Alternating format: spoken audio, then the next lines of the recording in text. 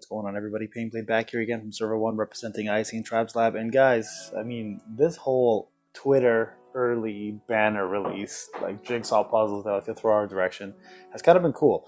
And this coming one is going to be huge. It's now obviously going to be another Sasuke, and the Itachi that we've probably all been waiting for, which is Susanoo Itachi. Here's the thing.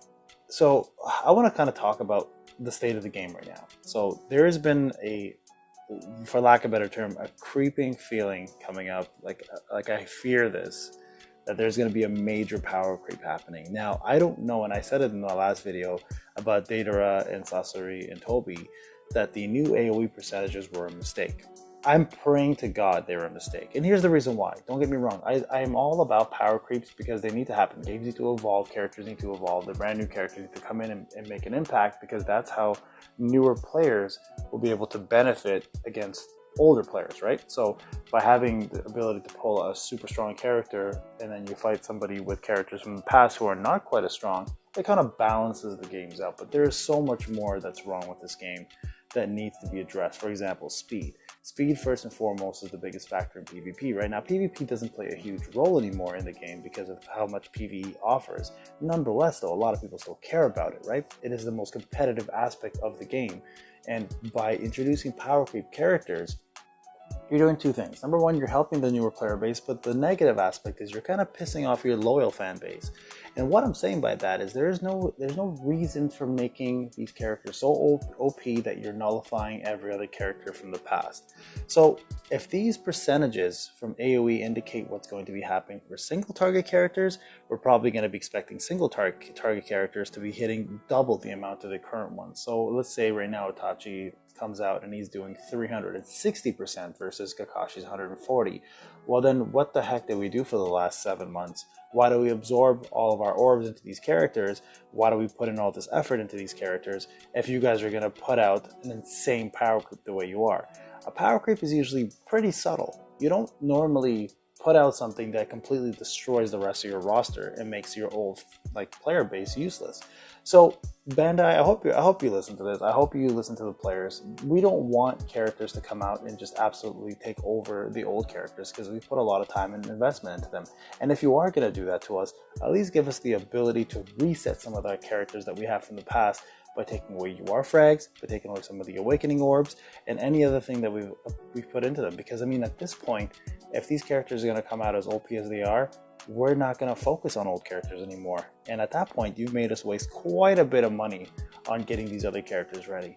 So guys, as excited as I am about Itachi and Sasuke, I know this is now becoming a running joke that Sasuke and Itachi are essentially, or the Uchiha clan essentially is the game. It should just be called Sasuke x Sasuke Ninja Co-op, I guess, at this point. I mean, it's great that we're getting these new characters, and I'm putting new characters in quotations here.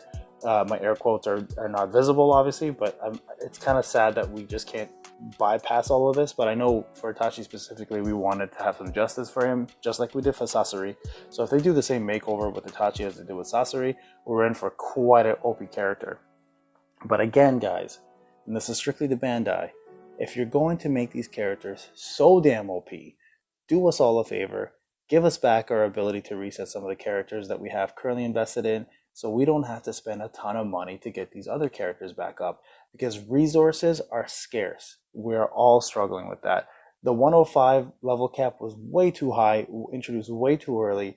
You guys should have done what you did from 64 to 74. It should have been a simple 10 to 20 increase, not the amount you guys put in. It's going to take us till next year to even get to 105, let alone new players are going to probably never get there. So Bandai, I don't know what you're thinking. If you're going to be doing this to us, and that wasn't a mistake what you did with the AoE attacks, then you're in for a rude awakening. A lot of your older players are not happy about this.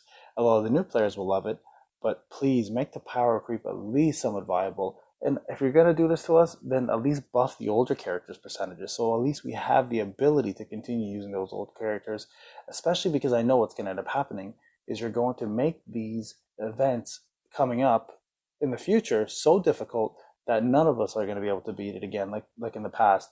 And yeah, I don't know how I feel about that. Anyways, guys, this is a little bit of a rant. I'm very excited for these characters. I'm going to definitely pull for them. I'm just more curious about the percentages. I want to know what these percentages are going to look like. So if they are back to normal, that makes me super happy because then we can still stay competitive. But if they go back to being the percentages that we see with Datara, Sasori, and Toby, then it's going to be a very scary time for a lot of us. With that being said, let's actually talk about the characters. So Itachi, a lot of people are talking about Sasano Itachi, and they all want him to be a D character. Now, here's the thing. Yes, he it makes sense if he's a D character, but I feel like he's going to be a T or an A. And Sasuke, I mean, if another Kirin Sasuke, we have a UR version of him. So what do? Do you make him an SR? I mean, we've already got one Sasuke SR. I guess we could deal with another one, and it would be viable to buy him from the shop for free, so that way we can pull his FG frags.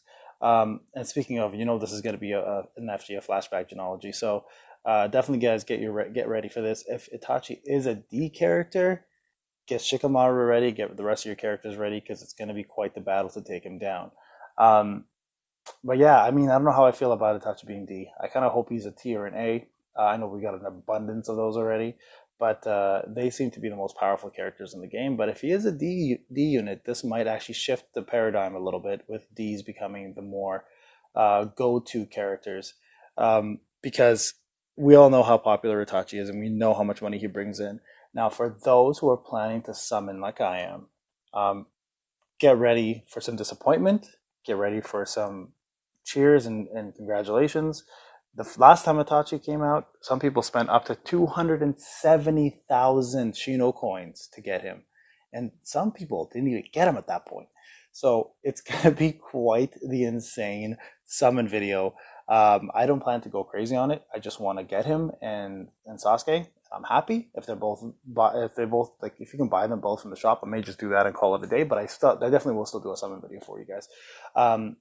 With that being said, who am I looking forward to most between the two? Of course, Itachi.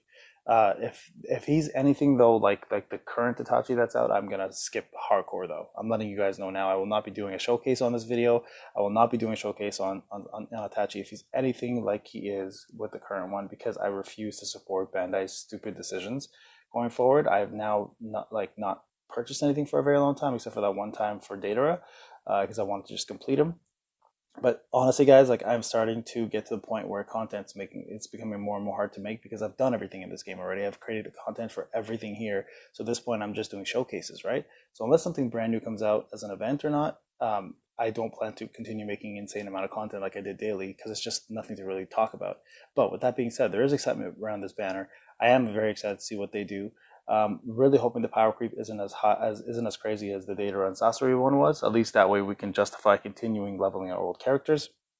And Bandai, please do something about resources and the level. Like, give us more EXP per level at this point, or give us more bentos for free. Something to do here besides the current way that we're going. Because I'm at level 90, and getting to 91 is taking forever. So I can only imagine what it's going to be like to get to 105. And not just that, but brand new characters coming in. How do you expect them to even survive? But anyways, guys, thanks for listening to the rant. I'm very excited for this. I really hope that they come out as great characters, and definitely I'll be talking about it more tomorrow, and we will see what happens in the summon video. Hopefully we pull them both, and they are actually really good characters, and hopefully Bandai is doing some justice for the new Itachi compared to the existing, or the old one, existing one, like they did with Sasori. Anyway, guys, have a wonderful day. We'll talk soon.